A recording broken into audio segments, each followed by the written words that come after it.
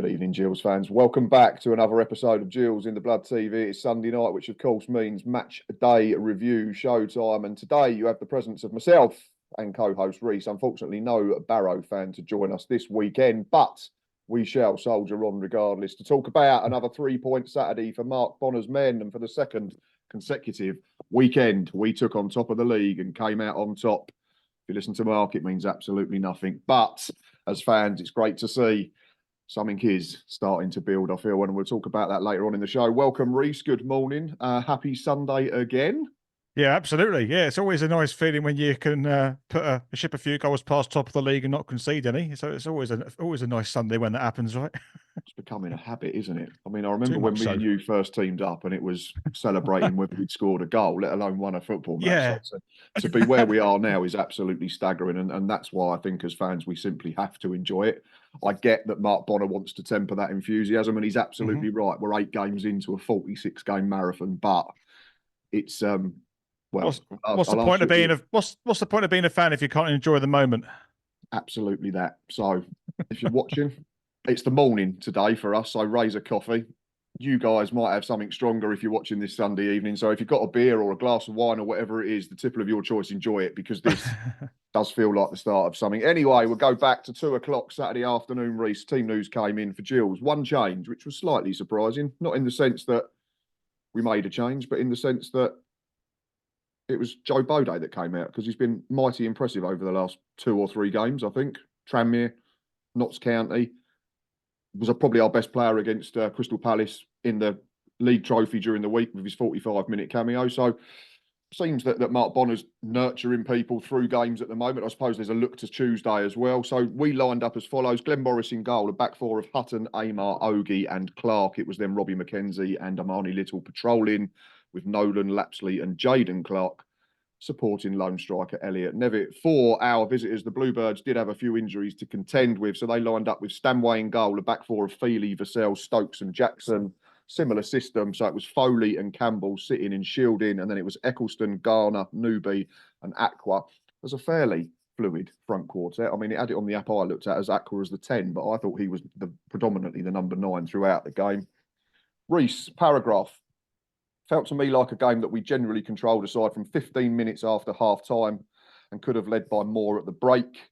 From the second goal, never felt in any real danger, and it was ended up being a fairly routine win, given they were top of the league at kickoff.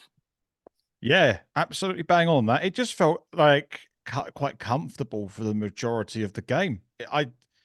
There's nothing more I could add to that paragraph. It was just... I just felt to me like a very standard home performance against realistically a team that wouldn't be out of suit in the middle of the table. Yeah, and we'll talk about Barrow in more detail as we go through the episode. But yeah, I mean, I remember saying to Boz with 20 minutes to go, I've written this down later, but I'm going to say it now. It's just so nice to look forward to Saturday, to look forward to going to the Bruce Field or to going to an away game and watching games. And it was just, again, like we've spoken about games in recent weeks where we played with 10 men and we've not felt massively under pressure. So yesterday was slightly different in we managed to keep 11 on the park. But last 20 minutes, I was just sat there enjoying sitting in the sunshine and just enjoying the fact that there was a full ground. The weather was nice. There was singing. Everyone was getting on. I think I put a caption in the Matchday Live.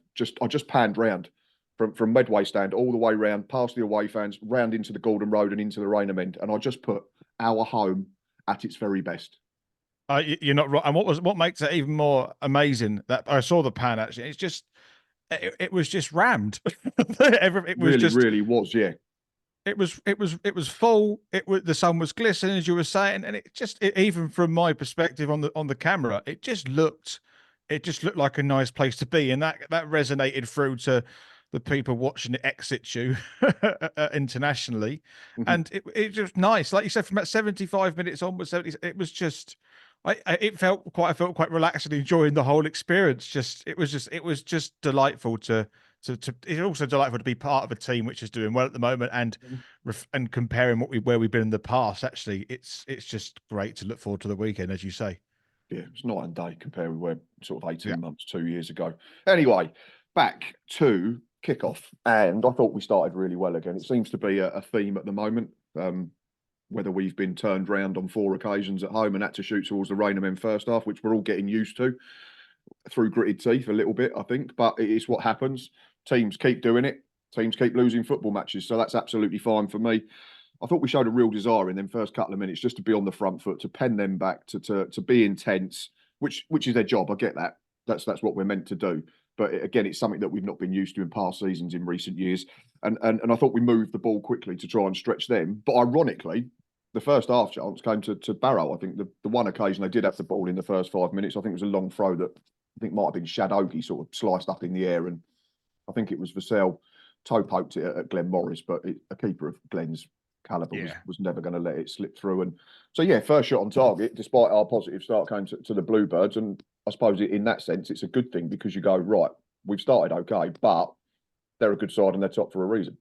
I think it's always important to be aware that no matter what team that you're playing against at this level, that no matter what, they're always going to pose some sort of threat at some point. Mm-hmm.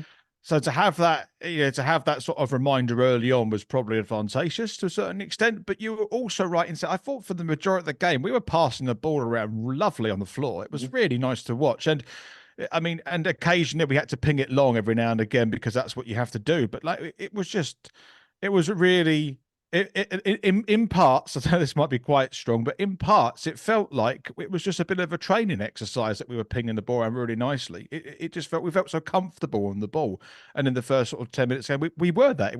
We took control of the game and we were pinging it around quite nicely, I thought. It was just, and again, night and days what we were so many years ago, but it was just, we started the game with intent, but Barrow let us know they were there. Absolutely, yeah. And I think, like you say, to mirror what I said, that's always a good thing because then you don't get comfortable and you don't relax and you don't switch off. And this team certainly hasn't switched off a lot, if at all, this season, in terms of goals conceded. I think if we looked at the Donny goal, might be one where we had question marks. Yeah. I mean, there's not a lot of goals conceded to go off in the league, which is great anyway. So there's only been one other, which is absolutely phenomenal record with 8 games gone. First half chance for us came for Jack Nolan, who I thought was very good on the day and justified his inclusion and recall to the first 11. He cut inside. We know what he wants to do. He goes for goal. I think it was Will Stanway made a very routine stop look a lot more difficult than he should have done. I think he spilled it and the ball sort of broke out to the left-hand side of the penalty area as we were watching, and then Barrow eventually dealt with it after that. But yeah, it was an early shot across the bows from both sides.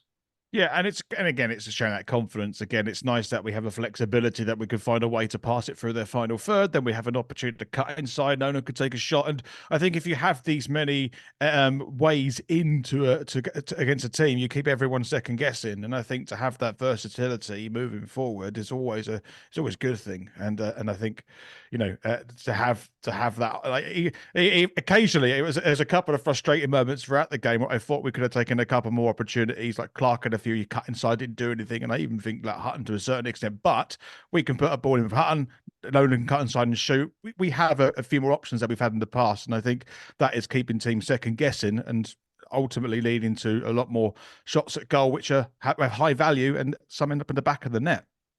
Absolutely, yeah. And talking of versatility, Boz said that during the game. I think there was one short free kick we took first half, and everyone had lined up, gone far post, thought we were going to do what we normally do, akin to the Chesterfield winner, where Robbie McKenzie peels off at the back post. But Jaden Clark just held his position and got played in, and the cutback got cleared. But Boz straight away went, God.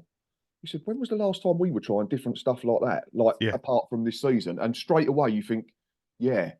And that comes back to confidence, like you say, and we're willing to try different things, because the easy option when you're not playing was you just clip it into an area and rely on someone else to try and make something happen. But everybody wants to be on the ball. Everybody wants to try and have a positive impact, and everybody wants to make something happen, and everybody wants to be involved, I think, is the biggest thing. Everybody wants the football. Yeah. And also you can be a little bit more flexible and take a few more risks of different approaches because actually you've got your team's back line solid, and you can rely on your defense to take that risk occasionally, because if your defense isn't solid, then you're going to have to ping one in occasionally to try and make something happen, because that's the safest route in. But you can actually be a little bit more risky because your defense is probably going to clear up most things that come their way as well. And I think that's a testament to the defense we have, is that it allows our attacking force to be more creative. Yeah, absolutely. It allows us to take a more high risk, high reward approach, because at the other end, generally the back door's firmly shut for most of the time. So yeah, it's brilliant to see. then the game settled down for 10 minutes. It just felt like we'd done what a home team does. That was try and get on the front foot. They'd overseen that. We both had sort of half chances, shots at goal, that type of thing. And then it sort of developed into a battle in the middle third of the pitch. And then out of nowhere, we score a really, really good goal. I think we tidy up defensively. Jack Nolan's deep in his own half, plays a little simple 3-yard ball to Robbie McKenzie. And I think one thing that we've levelled Robbie McKenzie since he's been so good in the middle of the park is his use of the football is not always quite where you want it to be. But my God, he gets this absolutely right. I think I've counted from sort of midway between the halfway line and the edge of RD, he has 5 touches.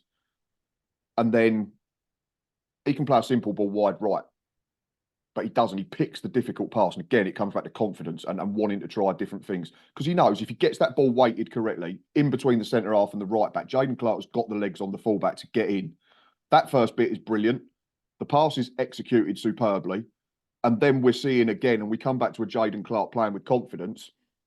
If that's at Fleetwood, I think he takes too many touches. I wouldn't fancy him to put it away. But now with that double against Tranmere a couple of weeks ago, 2 touches out of his feet, comfortably slides it under the keeper. And I think it's probably the one occasion where I didn't regret pressing the wrong button on my phone when trying to record the match day live, because I was so frantically trying to get it in shot that I pressed slow-mo, and it's actually come out really well. Aside from the horrible groaning noise, which I've then dubbed with music over it for some social media posts, you get to see Jayden's celebration and the fan celebration in all its glory, because everything is slowed down. But the goal itself is like the finish, the touch, the composure absolutely matches the finesse on the pass and the driving run from Robbie McKenzie. And again, it's that type of goal that we just didn't score for too long. Absolutely. Your slow-mo thing, the accidental videographer, that's what you Absolutely, are. Yeah. If only you could edit them like that. I mean, I still had it on when I was trying to talk, which was why the clip was really short. You didn't want to hear me groaning like, who's the big fella in the Goonies? You guys, that's who I sounded like. Yeah. Anyway, this isn't a film review, but yes. No, it isn't. No. Can I just say one thing about Mackenzie's pass? I think if you play it back, he makes the pass. The ball is almost exactly on the centre spot as well, which I thought was a nice choice, right in the centre of the pitch, and then right on Jayden Clark's toe. Absolutely, and you know when you're right, when Jayden Clark gets that ball, when he was running through and he's 1-on-1 with Stanway, there's me going, he's going to score this. I don't see how he doesn't score this. Like, for me, Stanway has no chance. It's just going to score it. And I think that, I don't know, because he got a bit of stick, Clark, didn't he? For whatever reason, I don't know why, but on social media. But I think he's pulled through and is showing everyone what he's capable of at this level. And I think is he our top scorer now as well? Like, yeah, I think he is. He's got 3 now, hasn't he? Yeah, I think there's a couple on 2. Mackenzie, Nevitt.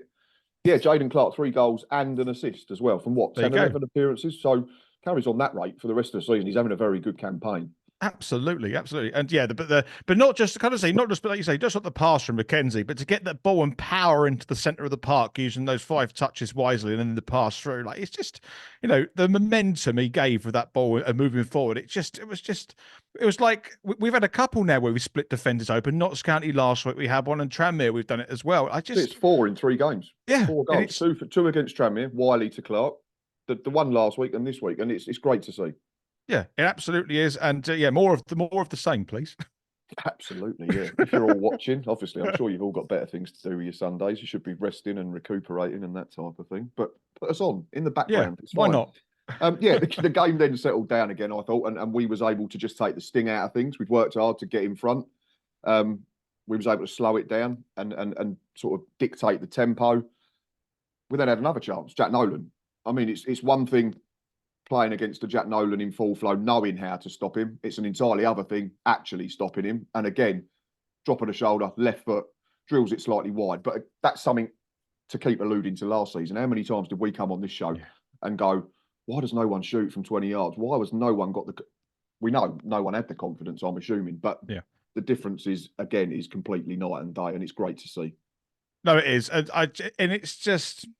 I mean, with fear of repeating ourselves over and again, I think I'm just kind of giddy about the way in which that we're approaching games and going into games now. I'm looking forward to Saturdays, and just, any attack that goes forward, it's exciting, right? And anything can happen, and it's entertaining football. And I think one of the things that we talked about years ago is, and thought about years like, we just want to go to Priestfield to be entertained, right, and to give 100%. And I think we're now doing both of those things, and that's what's going to draw that 7,000 or so Gills fans into the stadium, and hopefully grow our club even further. But that's it. We want entertainment, and I think we're getting it at the moment. Absolutely. And just to touch on a former manager, and it's not the one that probably everyone who's watching this thinks I'm going to mention, but I'm going to talk about Neil Harris quickly. And I was a big fan of Neil Harris. I thought he was harshly treated, much in the same way that a lot of people think Stephen Clements was harshly treated. And that's absolutely fine, because we all see things differently. But as a big fan of Neil Harris, who thought he shouldn't have been sacked at the time he was sacked, again, this is a complete difference. Neil Harris had a team that was defensively robust, that didn't lose football matches heavily. On occasion, we took the odd thrashing. I get that. That happens. But what Mark Bonner has done is developed an attacking side and a real clinical edge to essentially a lot of the same players. Let's have a look. If we go through that team that Neil Harris had a season or so ago, Glenn Morris played. Max Emer played. Connor Masterson played. Shad Ogie played. Who else do we have in the middle of the park? Ethan Coleman, who came on, played. Coleman. Johnny Williams played. George Lapsley played. It's not taken a great deal to just make us look a vastly superior football team than we did under Neil Harris. And that's me saying that as a big fan of Neil Harris. And he's doing a good job in the Championship. I think he's got Millwall sort of just below mid-table. But this is so much more enjoyable to watch than what we were seeing under Neil. Yeah, absolutely. And yeah, it's like Bonner's task has come in, right? You've got your defence sorted, and you still have to look after it, of course, and improve it. But if you can just make that top of the third a little bit better, and if you look at where our focus has been in the summer, that's where it was. It's almost like, yeah, coming to Gillingham, defence is pretty good at the moment. We've got what we've had for a season or so. They don't concede many goals. Let's just work up the top, and Bonner's come in and just rejuvenated that whole final third approach, and it's just paying off this season so far. Absolutely. And people could say, well, but Mark Bonner's been supported better in the transfer window. But if you take that front three at the moment, generally, because Nolan's been in and out the side the last couple of weeks, generally that front three has had two players that were in the squad when Neil Harris was in charge, in Joe Bode and Jayden Clark. They're the ones that have been thriving in recent weeks. So it's not like we've got an entirely new front line on the pitch at the moment that is making changes. It's existing players as well. And I'm not sitting and saying that, oh, Mark Bonner's a better manager than Neil Harris. It's not anything like that. But it's just much more exciting to watch now. And like I say, that's coming from a fan of what Neil Harris was doing at the football club. But this is just, like you say, it's just great to... Like, I can't wait for Tuesday already. As soon as Saturday was done, it's Tuesday, there's another game. And then I'm thinking, right, then it's only another 3 sleeps to Saturday again. Another big day. It's brilliant. I can't wait for every single game to come around at the moment. And there's one thing to look out for. There'll be a point, it might even be Tuesday, we'll lose a game. It will happen, right? It's going to happen. Yep. But I think the reaction, I always think it's really compelling and telling when the reaction to us losing is, if people are really irate, it's usually because something's not right at the moment. But if someone, and I think the majority of people, if we lose a game, they'll go, doesn't matter, it happens, on to the next. I think that attitude is more likely at the moment. Because and I hope so too, and I think that says that we have a supportive fan base, and saying good is happening on the pitch, because laws of statistics say you're going to lose some at some point. It's going to happen.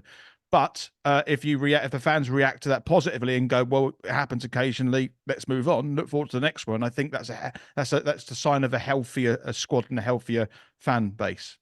Absolutely. And even much in the same way, if we only draw on Tuesday, 4 points, people naturally go, oh, that's disappointing, because we beat top of the league on Saturday and then we've dropped points against Grimsby.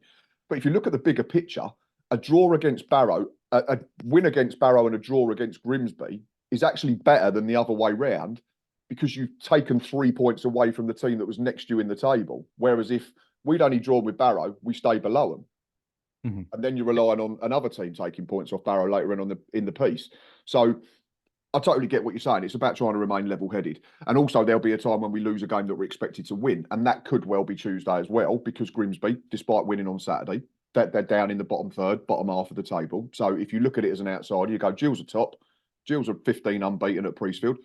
everyone's going to say home banker. But we know football doesn't work like that. So it's just a case of remaining on an even keel, which I think Mark Bonner does brilliantly. And it's up to us as fans as to try and replicate that as well.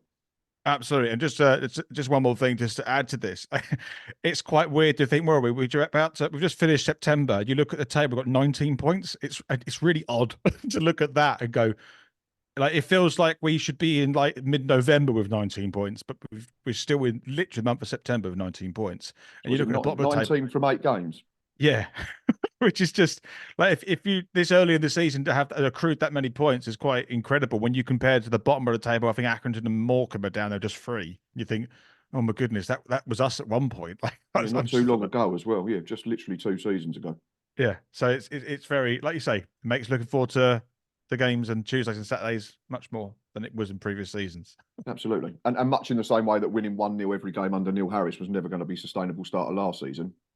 Going along at 2.35 points per game is not going to be sustainable this season, because we're on target for 109 points as it stands, which is not going to happen. No. Like, I mean, if it does, bloody hell, this is going to be brilliant. But let's not be silly and not kid ourselves. We are going to have a rough trot at some point, and that PPG does come down. Anyway, back to the game. There was a half chance for Barrow, and it was just a simple ball over the top, Rhys, because we've gone off on a massive, massive tangent there, which I always enjoy doing. I think it was, I'm not sure if it was a clearance or an attempted ball down the line, but Jed Garner suddenly found himself onside. I don't know what your view was. We're in the Rainham, can't tell whether he should have been flagged off. There was a lot of shouts for offside. The good thing from our point of view is he's so wide on the left and none of his teammates can keep up that he has to take on an effort from a ridiculously tight angle and just smacks it into the side netting. But again, like we said early in the game, it's just another warning, and it just says at 1-0, this game isn't done. There's still plenty of work to do. There's still 50 minutes, 55 minutes of the game to be played. Stay switched on, stay alert, and keep doing your jobs. No, sorry, I could for the offside standpoint, it's quite hard to tell when it's that close on to the Gordon Rose stand, because the camera's almost vertically down like that, aren't you? Yeah, pretty much. So I probably have, if anything, you probably got a better view than I have. All things considered. Well, I don't know about. Can't even see that far these days. That's why I wear these. Fair enough, but no, they suit you, by the way. You look, I like your glasses. You know, you've joined the club. You know, it's always trying. I haven't got anything in them. No, I'm joking.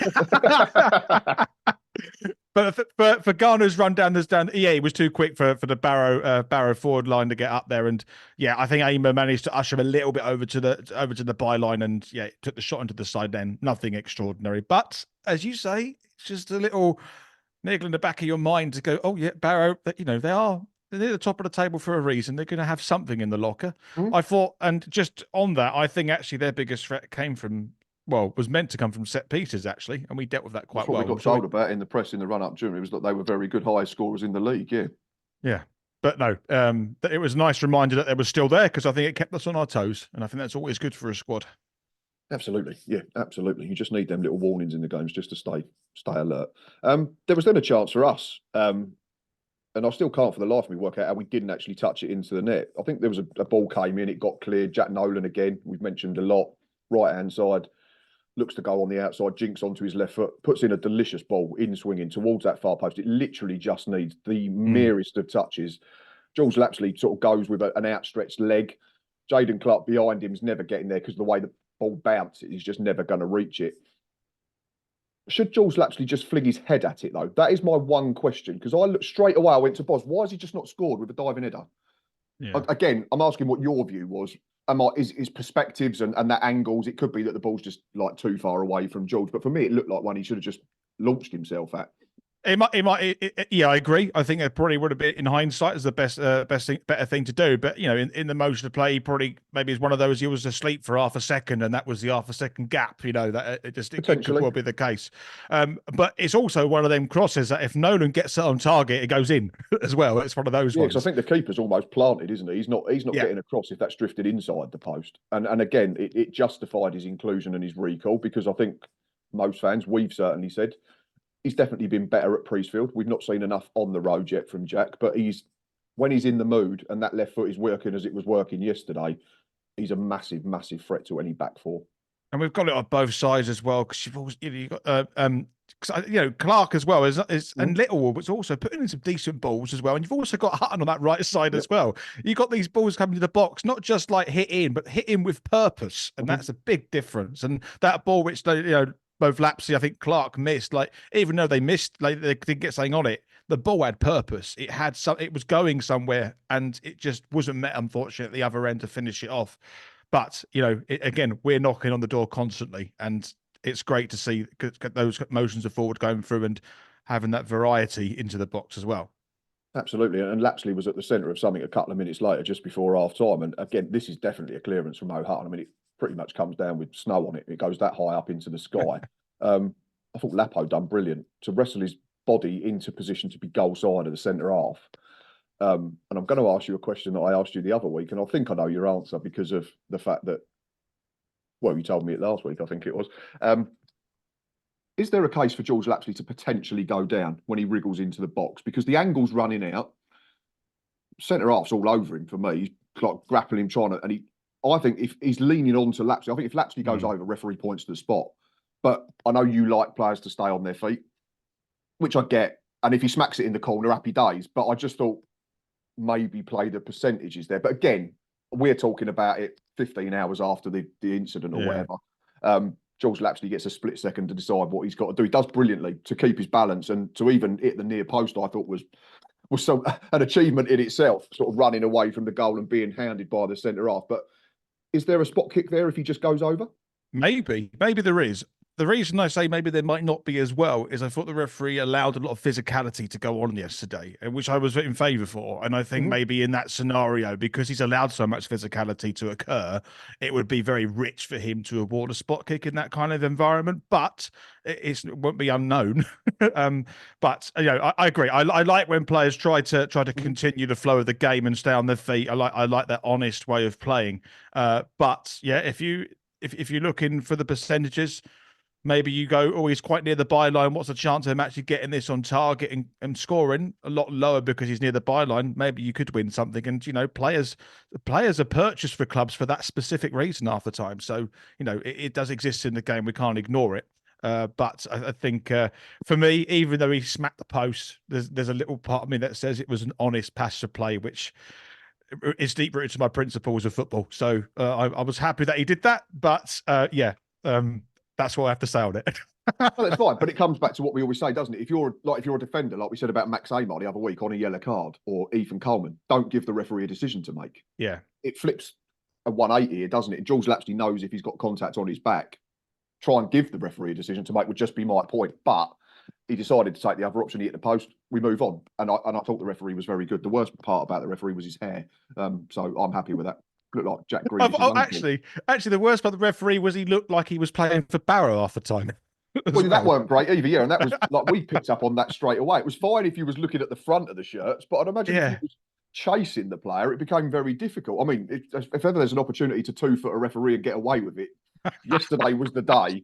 Yeah, and from behind as well, it'd have to be, right? Exactly, yeah, because there was very little difference to what they were doing, aside from probably 3 horizontal yellow stripes, and that was it. But yeah, someone made a faux pas there, I think. But luckily, it didn't have too much of an impact. No. I think there was one incident in the game. I think one of our midfielders turned around and played it back, and it sort of went past the referee. And I looked at Pos and went, "Oh no, what have they done? They're in." And I was like, "Oh no, it's the official. It's okay. Panic over." Yeah. So if we're doing that, I'm guessing players have probably done that on some occasions. Well, it's in the same way that if you're doing your warm up on the sideline as a sub, you got to have the bib on, right? The bright fluorescent bib, yellow. Horrible, but I've seen clips. I think it was a famous clip at Northampton who were playing a team who played in that fluorescent yellow, and then he tried to put a pass out to the liner or someone out there who just ran out of play. Yeah, so it can happen. Like that moment of panic where you go, "Oh, he's giving the ball away." Oh no, it's the man with the whistle. I totally get that. Yeah. And yeah, it was a strange one, but like I say, luckily it didn't have too much of an impact on the final score.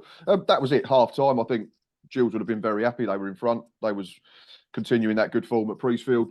Barrow was still in the game, so we knew that we were going to get what we actually got, and that was Stephen Clements was going to say, just give us a bit more. And I've listened to Stephen's press conference, and he said he thought we were in the game first half, but they didn't use it properly, and he just wanted them to be braver with it second half. And I thought for 15 minutes they come out and they showed that they were doing what we tried to do to them in the first period, and I think they had a very early chance, which was superbly saved by Glenn Morris. I think it was Dean Campbell's shot from the edge of the box that he managed to get a hand on. They then had another one, didn't they? I think it was a long throw, got flicked on, aqua header. Glenn Morris just does what Glenn Morris does, just calmly flings himself to it and catches it one-handed mid-air and just gets up casually like that's what you do every day of the week. For that save, actually, from my perspective, it looks like that is just being darted into the back of the net. So the save from the telly looked a lot more. Well, it was very underwhelming suddenly because I thought he absolutely made a brilliant save, but actually he just caught it one hand and just like it was nothing. I was like, oh, maybe it wasn't that of an extraordinary save. It was a standard one. I think it lacked pace. So maybe from your angle, because it looked like it was going in a corner, it looks better. But from it, we were obviously quite close to that's where we sit. It was the header didn't have enough pace on it to trouble certainly a keeper of Glenn's quality. But yeah, we were having to suffer. We were having to sit in. We was having to dig in a bit. We was having to call on that character that Mark Bonner keeps talking about. When the going gets tough, how do we react? Generally, we've reacted absolutely superbly all season long. And yeah, I've written down it was time to stay switched on again. Yeah, and we did. And that's the most important thing about it. I mean, like, I get that Barrow were having a go at the start of that second half, but you have to. If any team is down one, you have to show something. And to give them a bit of credit, I thought they did that relatively well. But I just thought we just didn't look like we were in any real trouble at all. It just felt so comfortable throughout the whole game. And it's just weird. I don't want to sound like it's complacent or like it's expected. I just thought we didn't look like we were being, when there was a threat against us, we just dealt with it well. Like we're just putting out fires everywhere really easily. It just felt comfortable. I thought it was similar to our performance at Doncaster from Barrow's perspective, where they were having to work really hard to stay in the game like we did at Doncaster. And it wasn't like we didn't get bashed by Doncaster and we've not bashed Barrow. But it just felt like they were having to do everything a little bit quicker just to stay in the football match, whereas we was able to control the pace, control where it was being played. Because what we do well out of possession, I've said this plenty of times, is we make sure generally that the game's played in front of us. We don't let anybody turn us round, which then makes it easier to defend when the ball comes into your box, because you'll know as a goalkeeper that you used to play. I know as a centre-half. As a centre-half, I don't want to be running towards you. Yeah. Because you've got chances of own goals, collisions, miscommunication, that type of thing. So we're very good at doing that, and I think we're a very good out-of-possession team, and I keep saying that. But yeah, they got the reaction they wanted. But for me, yeah, Barrow yesterday felt like us at Donny a few weeks ago. They were just working really hard just to stay in the football match rather than gain concerted control of it. It's a really nice comparison. I didn't consider that. And also, one thing that worked in our favour as a result, and what happened to us at Doncaster, we just ran out of steam. We just get tired and leggy. And then as a result, we opened ourselves more open at the back. And it looks like the game was getting away from us. And I think that happened to Barrow yesterday as well. And it got a little bit tired near the end. You could really tell that. And they were finding it hard, probably physically and mentally, to create something meaningful. And and obviously that spell brought no reward, which you want to do when you come out the blocks that quick. And then we snuffed them out, didn't we? Because I think we'd only had a couple of corners. There weren't much from us in the first 15 minutes of the second period. But the third corner we made count. And again, at the risk of repeating myself, Jack Nolan's left foot was wand-like at times yesterday. And I said to Boz during the game, our delivery, and you've said, was spot on. It was constantly in the dangerous areas. They were having to edit it from under their crossbar or punch it from under their crossbar. Wasn't sure what happened at first, because it's number one, it's that far away from me. I've managed to press the right button this time, so that was progress. But it's a brilliant ball. Like it's one of them. But to use a cricket term, it's that corridor of uncertainty. As a batsman outside off stump, it's that 6-yard line. Keeper doesn't know whether to come and try and punch it. Defenders don't know what they want to do with it. Robbie McKenzie does brilliantly. It's a really, really good finish on the volley, left foot. To just control that on this side foot into the top of the net is a brilliant, brilliant finish. But it doesn't happen if Jack Nolan's delivery is not spot on again. Absolutely. It was really weird watching it from the TV as well, because it looked like it was very clear it was McKenzie that put it in the back of the net. But it just dropped in that area, and I couldn't work out if it was an own goal in the first instance. But obviously McKenzie did really well just to be there, get something on it, and just put it in the back of the net. And the ball is incredible. And I think we had a corner before that as well. And one of the things I've noticed we've started to do, we do an occasional short corner, which is interesting because I was always against a short corner most of the time. I'd never really liked them. But this season, when we do a short corner, I feel like, okay, we're just changing the angle. Like I feel a bit more confident with it. But the like, but this Nolan one that came in, yeah, it was a great ball in, and just it is. I'm glad you said it's like the corridor of uncertainty, because it really was like that. It's one of those most really difficult ones to deal with, but both from an attacking sense and defensive perspective as well. Just usually you see a lot of those balls just go through and go out for a goal kick because no one knows when or what to do with it. But Mackenzie was the most alert and went in our favour, and we doubled our advantage. That's it. And it's similar to the one that we spoke about first half, where Lapsley and Clark can't quite get there, or they've not quite anticipated it as well as Robbie Mack has. He knows where that's going. Yeah. And that's what you want, isn't it? You want, because that close to the goal, if it's on target, the keeper's not saving it. And absolutely. And also the importance of that goal as well is really high, because if we don't score that 1-0 for the rest of the game, I'd still give us a lot of confidence to get through and see 3 points, but it just makes it a little bit twitchy, right? But Absolutely. that buffer is just, that 2-0 buffer is always a nice place to be, because you can afford in the last 10 or so minutes to sit back a little bit if you want to save your legs, because you've got that goal cushion. Not that I don't know if I'm not the manager, but I would encourage that. But you have a little bit of a buffer where someone is allowed, it could make a mistake and it won't be that much of an impact, But whereas, like, if you're 1-0 up, it's, as we know as all fans, you're always on the edge of your seat hoping nothing happens. But Absolutely. no, Jeopardy's still higher at 1-0, isn't it? Absolutely. That's nature of the game. And it only takes then, like you say, one error or a Barrow player to smack one in the top corner from 30 yards, and all your hard work's been undone. absolutely. Well, it didn't happen yesterday, so happy for that. Did not. It doesn't happen a lot, thankfully. I'm not trying to Luckily. jinx it for Tuesday, but yeah, in terms of what you said about we can not switch off, but we can rest, and we was able to get breathers into people because we do have another game coming up. Subs shortly after with a goal scorer Robbie Mackenzie and George Lapsley, I thought again was really, really good, and he's not saying he doesn't get the credit he deserved, because I've just credited him, so that doesn't make sense. But he's doing a lot of stuff that you might not get credited for. His work rate out of possession is brilliant. His pressing high up the pitch is unbelievable as well. And he's having an impact doing both sides of the game. And we've said that a couple of times this season now, so I don't want to talk about it too much. But again, both those players coming off had a massive impact on the game in different ways. And then you're bringing on Johnny Williams, and you're bringing on last season's player of the season in Ethan Coleman. This is just where we're at the moment in terms of getting people back and available. I've then written fair play to Barrow. I thought they never once stopped trying to get back into the football match until maybe right near the end. They were still probing, they were still passing. But it comes back to what you've said and what I've said. We was able to control where the game was being played. We probably dropped just a yard or two deeper. And I don't like us getting too deep, but doing that allows the game to be played in front of everybody again. You then bank up a little bit. You probably become a little bit more compact. You say to Johnny Williams, maybe just drop in and make a 5 in the middle of the park. And you're saying to Barrow, come on then, if you're good enough, come and play through us, which teams have not been good enough to do generally this season. And that happened again.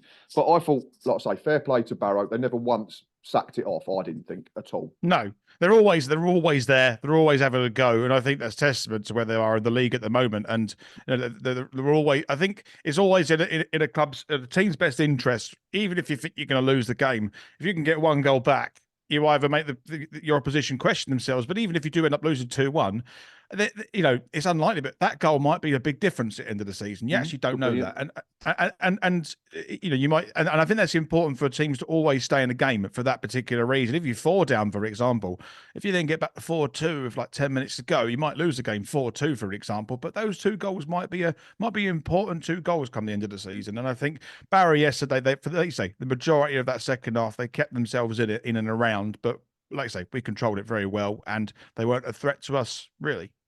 No, and I thought it was us that had the best chance in the final sort of 10 minutes. And I've got a question for you. Will Ethan Coleman ever score for Gillingham? No. Sorry, Ethan.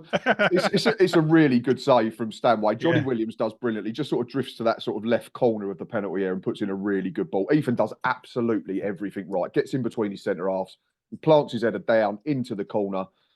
For all the world, I mean, I'm right behind it from my seat. It looks like it's going to be 3-0. But credit Stanway. Again, he's not switched off. He's not just gone, the game's done, I'm just going to let that drift into the bottom corner. It's a really good stop. It is a good stop, but I think if you ask Ethan Coleman where the ball actually hit him, I don't think he got the cleanest contact on it, and I think it kind of hit him sort of like midriff head, like here. He didn't get the forehead on it, which I think is which I can't, obviously I can't see from. yeah. I think that's it. He stooped slightly. And he did. I think it more hit his upper chest, sort of face. It wasn't the cleanest contact, nonetheless. Like we've seen those kind of like weak goals go in. I mean, you just look at Little's Yeah. when he sliced it in. Like they could always happen. But yeah, I think if he gets a solid connection on that, I think Stanway has got no chance of saving that. He will score. I take it back. He'll score Tuesday night. We made more changes again with a view to Tuesday. I would imagine Jack Nolan and Jaden Clark. We both had a huge impact on the football match we're taking off, and Joe Bode came on, and then some lad called Dak, who apparently might be good. He's had a half decent career. It was great to get Bradley on the pitch finally in a league game, and I know we're still going to have to be careful with him because we're still very early into the season, and there'll be bigger games and more important games. I don't want to say when they mean more, closer to the end of the season, but when you get to the business end, you're going to need a Bradley Dack on the pitch because of his experience and his leadership and how he'll just drag players through games with him because of his quality. I've written down at this point, I felt we were home and hosed. That was when I felt Barrow had just gone, this isn't happening for us today. I thought we were very comfortable. We've mentioned it. I said, sitting there enjoying the last 15 minutes in the sunshine or watching on iFollow, and being able to rest people and start thinking about another game on Tuesday. Elliot Nevitt was withdrawn as well. I think Marcus Wiley came on for the last 10 minutes. I've written down comfortable end to the game. And like we said, it was just nice to sit there and just feel fairly relaxed and wait for the final whistle and a rendition of the last waltz afterwards. But look at this. The substitutions that come on, they can start. Yeah, this is like, yeah. So, they're starters. They should be. And we've also got Dieng, Masterson out, and probably someone like and Rowe. They're starters. Like we have a subs bench of people that can start the game, and even like the likes of Wiley, who playing in the lower depths of the football pyramid last season. He's not a star, but like if he's on the pitch because he has to be, like it's not. That's fine as well, right? He's got experience around him. Second choice number. I think he's our second choice striker. I don't want to blow smoke up his arse like just for the sake of it because he's come from lower down, but I genuinely think he is. You can only go off what you've seen him do so far, and everything about him says he can play at this level. Yeah, absolutely. And then you've got obviously the likes of Dak coming down as well for the championship can come on the pitch. I think Dak used to play for Gillingham at some point, if I remember rightly. Apparently so, yeah. Apparently he was half decent as a kid.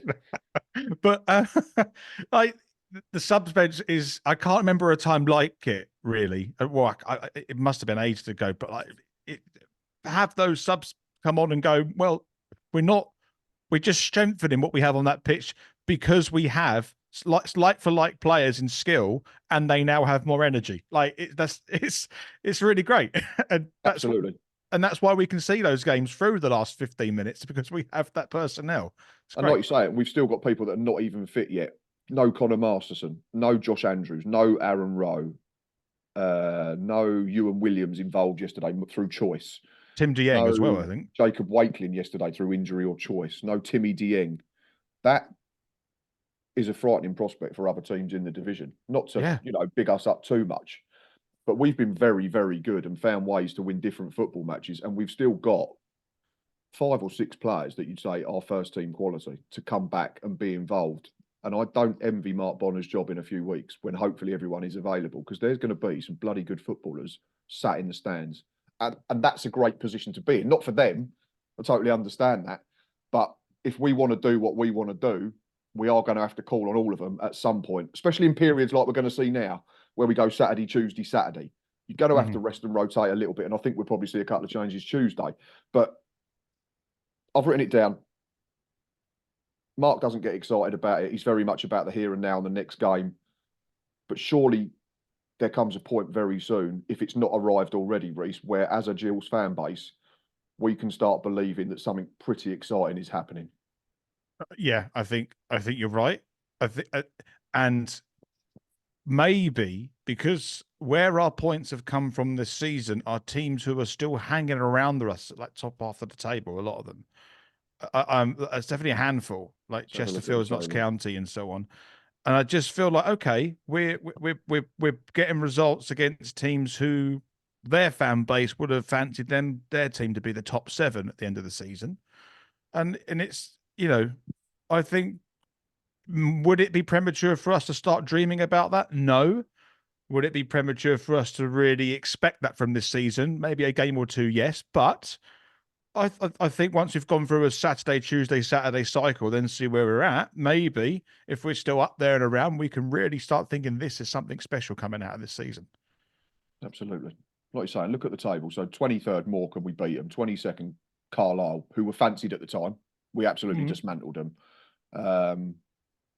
Tranmere were unbeaten at the time. They're now 17th. We dismantled them with 10 men. Fleetwood, 10th, with a game in hand. So if they win that, they go into the playoffs. We went up there and got a good draw. Chesterfield, 9th, just outside the playoffs, beaten with 10 men. Donny in the playoffs, lost a game. We weren't quite at it, probably deserved to lose. And then you've got Notts County 4th, beat them, didn't concede. Barrow 3rd, beat them, didn't concede. So that's 3 teams in the top 7 that we've taken 6 out of 9 off of. I tell you what's going to be a really interesting game. Crew, I think. We've got the Saturday, we've got Crew. And I'll tell you the other one that's going to be a real tasty one is when we play Walsall, whenever that is. I think that's going to be November. I think, that's got the makings of being another top of the table clash. Obviously, there's a few weeks to go yet, but I mean, they battered Colchester at the weekend, I think, as well, didn't they? So yeah. But I know it's a cliche, but they're the games you want to play in, don't you? Yeah, absolutely, and also. Right. By November, we will have hopefully a full strength squad where Bonner has a nice problem to have, right? Compared to having to select people because we've got so many injuries, he has to select people on skill and what the situation demands, and that's a nice problem to have. It is indeed, and I think I've listened to his press conference, and I was a little surprised. He came out and he said he thought our performance was average, and he thought the game was average. I didn't see it that way, but I guess that's how managers' eyes look at a game differently to football fans' eyes, because I thought it was entertaining. Maybe it was too open at times, especially at 1-0 and 0-0. So I get that if you sort of put manager head on. But you've said football fans want to be entertained, and I thought we were entertained yesterday. I think we've been entertained on the whole this season, certainly at home. I mean, what is absolutely it? 10 goals in 4 games, I think, isn't it? 4, 5, 6, 7, 8. Yeah, 10 in 4. Yeah. Compared to where we were not so long ago, it's ridiculous. It probably took us about 15, 20 games to score 10 until New Year's Day, probably. Yeah. Something like that. But I just wanted to see what you thought of that comment, because, like I say, it did take me by surprise a little bit. But he's the manager; he knows more than us. He does, and I think I said to you off camera just before we talked about this, and it's just like, actually, that's quite exciting that he thinks that. what more has he got in the bag that we don't know about? if that's where, and also that really exposes his expectations of what a good performance is as well, or what a good game is. And if we're fans, look at that going, we brushed him aside, we were confident, we were solid, and was entertaining, and our man has gone, nah, we can do better. I'm like, okay, fine. we look forward to that, because if that's the benchmark you're setting for everyone and we try to aspire towards that as a team, it's only going to get better. So it's good to see that his expectations of the squad are really high. Absolutely, yeah. And like you say, it just adds to the excitement. Final bit before we start wrapping this one up. What did you make of Barrow? I think I've gone through a whole episode of not talking about Stephen Clements and that type of thing, but he was their manager.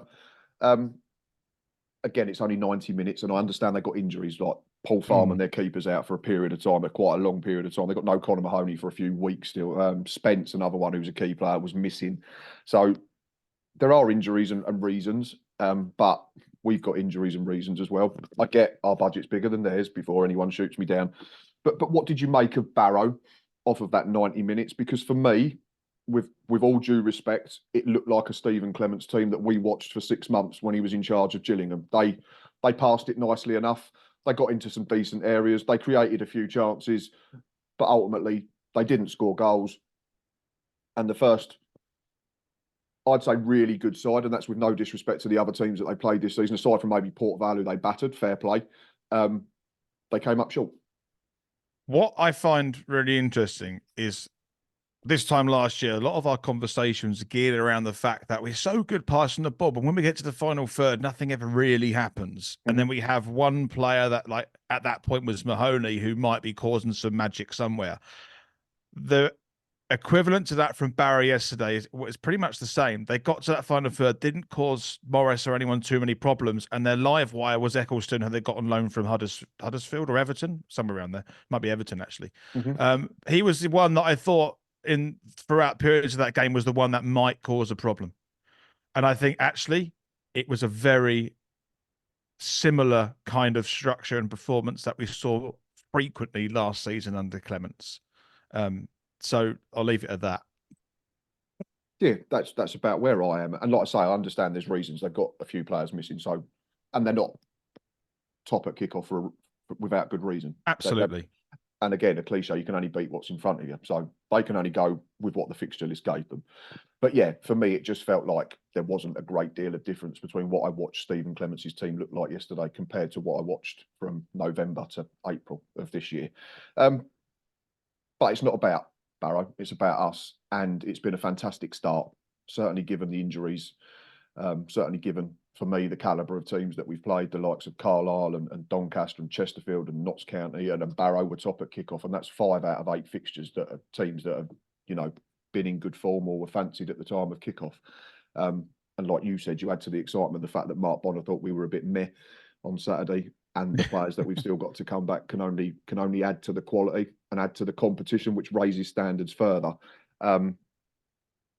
It's been another positive weekend. It's been another 3-point weekend, whichever way you want to look at it. And we're top of the league. So let's enjoy it, Gills fans, because like Rhys alluded to, there will be bumps in the road. We know that. We'll get beat, probably playing better. We'll probably lose games playing worse, and vice versa. We'll probably beat teams that we shouldn't be expected to. We'll lose to teams that we should beat. That's the nature of football.